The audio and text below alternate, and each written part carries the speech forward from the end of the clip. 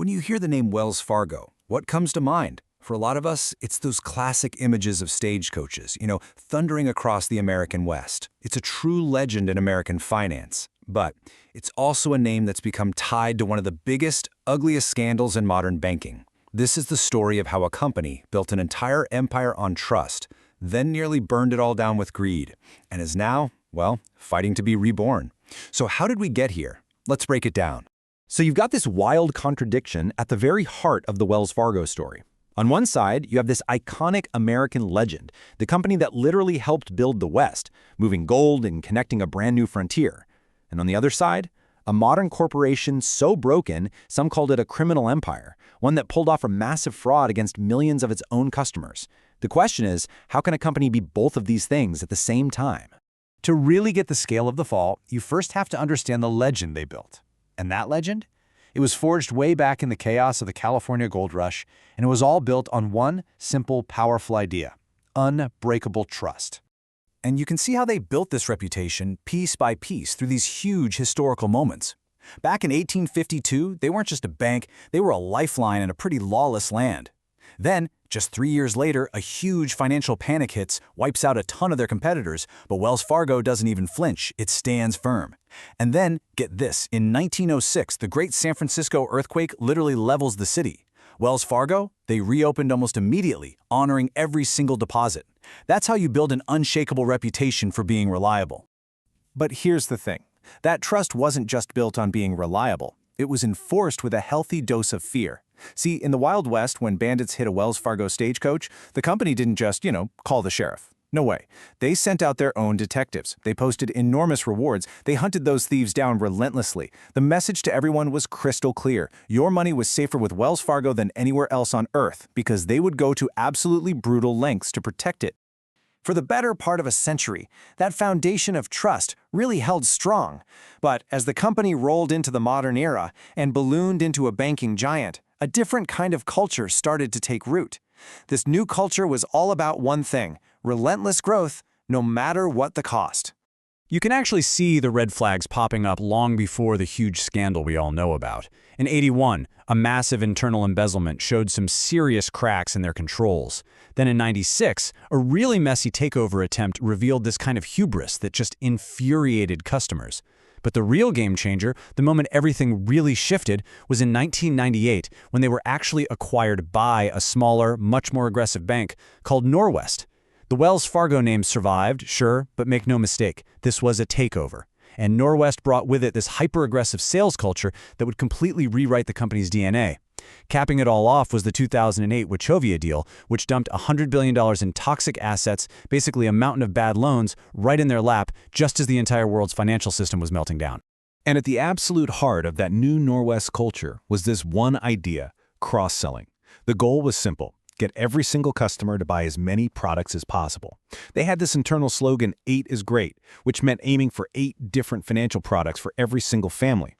And look, 8 is great wasn't just some catchy phrase on a poster. It became an absolute obsession, a relentless crushing pressure that was about to reach its breaking point. And this is where the story takes its darkest turn.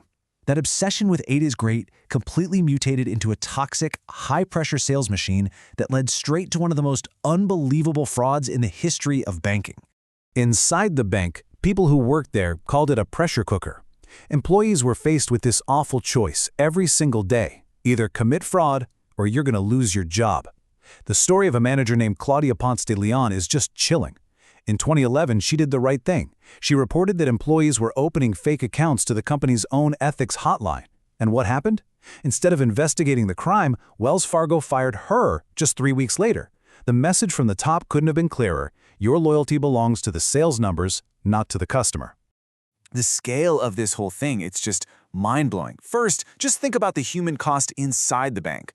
Wells Fargo itself admitted to firing 5,300 of its own employees for being part of this scheme. And we're not talking about a few bad apples here. This was a sign of systemic rot. And what were those thousands of employees doing? Well, they created at least 1.5 million fake deposit accounts. They would literally move money out of their customers' real accounts without any permission, all just to hit these impossible targets. So when all of this finally exploded into public view in 2016, the first wave of punishment came down. It was a massive $185 million fine from regulators. But oh, that was just the beginning. Then, in 2018, the Federal Reserve brought down the hammer. They did something they had never, ever done to a bank of this size. They imposed an asset cap. What does that mean? It means Wells Fargo was legally forbidden from growing its assets past $1.95 trillion. For a bank whose entire identity was built on getting bigger, it was basically a corporate death sentence.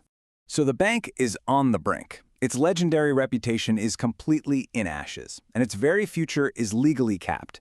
The only path forward was a total top-to-bottom reset, and that meant they had to bring someone in from the outside to attempt what looked like an impossible cleanup. That person was Charlie Scharf.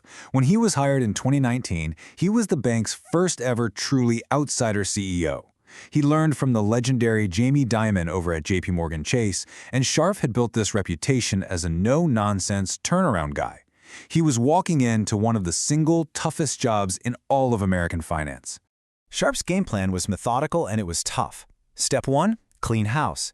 He got rid of the old guard and brought in new leaders from outside Wells Fargo's toxic culture. Step 2, fix the broken machinery. He poured a ton of money into new risk and compliance systems. Step 3, simplify. He started selling off unprofitable parts of the business to get the bank focused. And finally, step 4, the most important one, he attacked the root cause by fundamentally changing the culture, shifting incentives away from pure sales and towards ethics and actually helping customers. But the ultimate goal of Scharf's cleanup remains just out of reach, getting the Federal Reserve to finally lift that asset cap. I mean, it's been in place for years now, a constant, humiliating reminder of the bank's past sins. Only when regulators are fully convinced that fundamental change has truly taken hold will the punishment finally be over. So, after all that, what does this mean for Wells Fargo today? Well, the bank survived, it's been stabilized, but its story has become this incredibly powerful lesson in resilience, sure, but also reinvention, and just how fragile a reputation can be. Which leaves us with one final big question. The Stagecoach legend that took decades to build, the scandal shattered it in just a few years. So after a 170-year journey of incredible highs and devastating lows, can a reputation that was so completely broken ever be truly 100% rebuilt? That's the challenge that Wells Fargo is still